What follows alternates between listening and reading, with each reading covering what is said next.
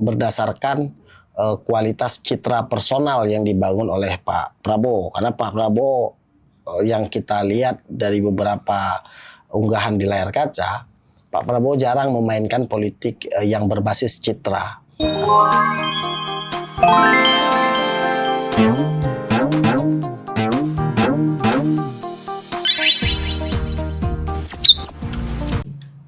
Oke Bang, sebentar lagi 100 hari Pak Prabowo dan Mas Gibran. Menurut Abang nih, mengapa tingkat kepuasan masyarakat di 100 hari pertama pemerintahan Prabowo bisa melampaui capaian presiden sebelumnya? Dan apakah capaian ini sudah terprediksi sebelumnya atau belum? Sebenarnya kan gini ya, hasil dari hari ini itu hasil Litbang Kompas yang udah mengeluarkan hasil survei. Itu kan angka Pak Prabowo itu sampai ke 80,9%. Surveinya Litbang Kompas. Nah, apakah ini kemudian sesuatu yang baru? Sebenarnya ini menjadi sesuatu yang baru karena sebelum ini Pak Jokowi ataupun Pak SBY angkanya tidak setinggi ini. Karena kalau kita lihat dari data ya, saya sambil baca data. Kita urut dari Pak Jokowi. Pak Jokowi periode kedua 100 harinya itu 58,8% tingkat kepuasannya. Pak Jokowi periode pertama di Januari 2015 itu lebih tinggi 65,1%, lebih tinggi dari yang periode kedua. Pak SBY juga begitu. Pak SBY di periode pertama itu 66%, 100 harinya. Kemudian survei di 100 hari Pak SBY periode kedua itu 70% tingkat kepuasan publik. Nah, Pak Prabowo 80,9%. Tentu ini adalah hal baru jika kita bandingkan dengan Pak SBY maupun Pak Jokowi. Tapi sebenarnya ada hal yang tidak baru di sini. Yang tidak barunya adalah kita bisa melihat tingkat ketika Pilpres kemenangan Pak Prabowo Gibran itu punya margin yang cukup tinggi dibandingkan dengan Pak Anies ataupun Pak Ganjar, sehingga kemudian Pilpres kemarin bisa berjalan satu putaran. Nah, tentu kita sudah melihat animo publik atau harapan publik, harapan masyarakat dan keinginan rakyat ke Pak Prabowo itu sudah bisa kita lihat dari hasil Pilpres yang satu putaran, walaupun lawannya juga cukup kuat ya. Ada Pak Ganjar yang didukung oleh PDI Perjuangan, kemudian ada Anies Baswedan. Nah, tapi kemenangan yang cukup telak ini menimbulkan persepsi di kita bahwa Pak Prabowo ini memang dikehendaki oleh rakyat. Nah, jadi kalau soal prediksi ya kita dari awal sudah memprediksikan bahwa ketika menang Pilpres angkanya marginnya sejauh itu, maka kita yakin ketika 100 hari nanti pasti akan lebih tinggi lagi angkanya. Nah, ini kan juga statement Pak Jokowi juga tadi juga mengatakan, kita baca di media bahwa ya ini lebih bagus daripada Pak Jokowi sebelumnya. Dalam artian ini bukan coba membandingkan satu presiden dengan presiden yang lain. Ya, semua presiden pasti ada nilai baiknya. Cuman ini faktor yang kita lihat malam ini atau lihat hari ini itu adalah Pak Prabowo ini mencapai angka yang sangat fantastis, 80,9%. Pak Prabowo itu kan praktis sebelumnya hanya menjabat Menteri Pertahanan. Nah, dari Menteri Pertahanan ini kemudian juga kita bisa simpulkan ini juga sekaligus membalikkan statement. Kalau di Pilpres kemarin di debat kandidat kan kita lihat sampai ada nilai 11 dari 100 kinerja Pak Prabowo sebagai Menhan, kemudian ada 5 dari 10. Nah, kalau seandainya beliau saat menjabat Menhan itu tidak dapat apresiasi dari publik, cuma sayangnya kemarin itu kan nggak ada survei khusus bagaimana kinerja Menhan, respon publik terhadap kinerja Menhan.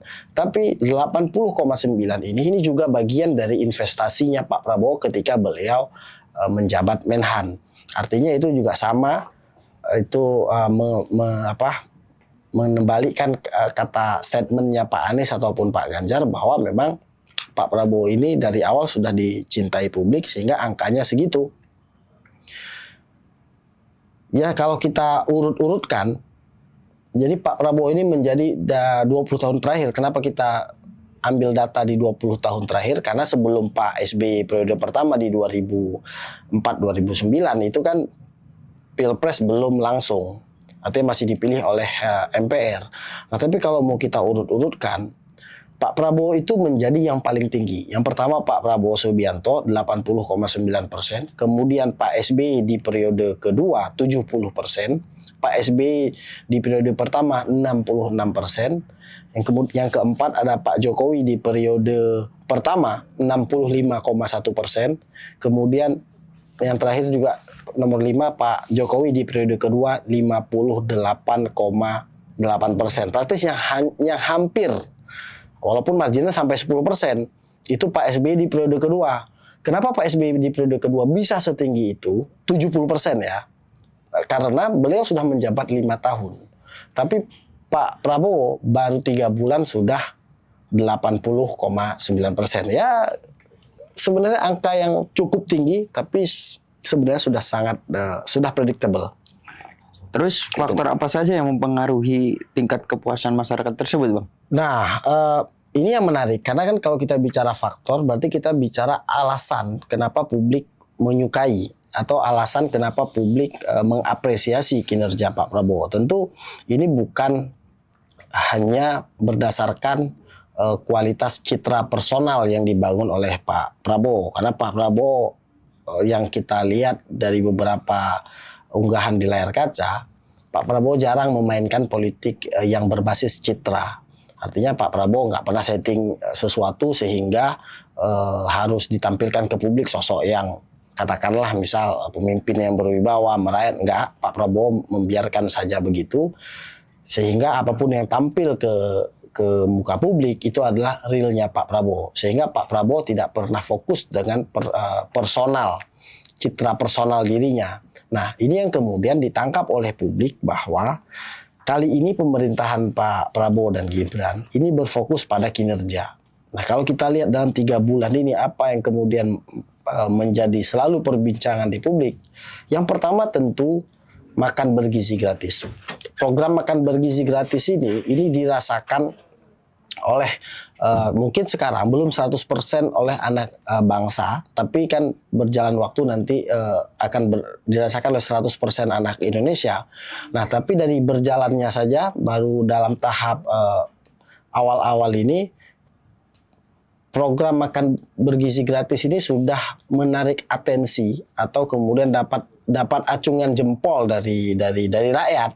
Nah, kali ini benar tuan presiden kita adalah rakyat dan bukan hanya slogan ya, tuanku adalah rakyat, itu slogan, tapi kemudian ada program yang sangat real. Jadi kalau kita lihat makan bergizi gratis selain juga membuat gizi anak-anak ini lebih bagus, kemudian juga ini mendorong PDB ekonomi. Di podcast sebelumnya kita sudah membahas detail soal itu, sehingga ada faktor ekonomi yang juga ditingkatkan oleh program ini. Kemudian misal kita lihat lagi ada program pemerintah soal penghapusan hutang UMKM. Ini juga sesuatu yang luar biasa karena serigid ini kemudian pemerintah berpikir bagaimana UMKM bisa maju. Artinya bukan hanya dengan policy yang tidak ada juntrungannya, tapi ini clear, ya udah utang lo kita hapus, ya silahkan kemudian kalau mau berhutang lagi dengan program baru. Maka ini baru dua sektor kebijakan saja yang kita lihat. Tapi kalau kita mau lihat lagi telisik tentang personalnya Pak Prabowo di tengah ancaman krisis global ya, di tengah geopolitik kita yang cukup mengkhawatirkan, Pak Prabowo ini kemudian bisa tampil dengan karakternya yang sangat strong leadership. Artinya publik itu mulai shifting. Publik sekarang menginginkan ada pemimpin yang benar-benar terlihat strong, yang kemudian juga tidak ragu atau tidak khawatir, tidak ragu-ragu, tidak pelin-pelan dalam mengambil satu keputusan. Sehingga ini yang kita lihat diapresiasi oleh publik. Ada di mana karakter strong leadership yang saya omongin tadi, ini bukan cuma persoalan kita dengan gagah berani masuk BRICS, bukan, lalu kemudian berani face to face sama Amerika, bukan hanya di situ, tapi standing point kita yang jelas terhadap Palestina itu menunjukkan bahwa Pak Prabowo ini juga tanpa ragu beliau bisa standing point bisa menyatakan sikap keras untuk mendukung Palestina. Itu kan juga bukan hanya slogan. Kita mengirim makanan, kita mempersiapkan pasukan perdamaian. Ada hal-hal yang seperti ini yang kemudian dilihat oleh publik, ini presiden kita. Kupikir faktor-faktor ini berbarengan dengan faktor-faktor lain. Kalau kita lihat misal di bulan Januari itu kan ada misal kayak diskon 50% dari PLN ya, tarif listrik. Jadi kalau kita isi 500 kayaknya dapat 1 juta gitu kan. Ini kan oke, ini BUMN, tapi kan semua tahu ini adalah badan usaha milik negara dan kepala negara hari ini adalah Pak Prabowo Subianto. Gak mungkin policy serigid itu kemudian tidak dibicarakan dengan Pak Prabowo. Kemudian juga ada faktor optimisme masyarakat yang naik. Optimisme masyarakat sangat tinggi terhadap kepemimpinan Pak Prabowo. Dari mana kita indikasinya? Indikatornya adalah Pak Prabowo terus berupaya bahwa semua elemen bangsa, semua leading sektor dalam politik, semua key actor dalam politik bisa terlibat bersama-sama dalam kabinet Merah Putih.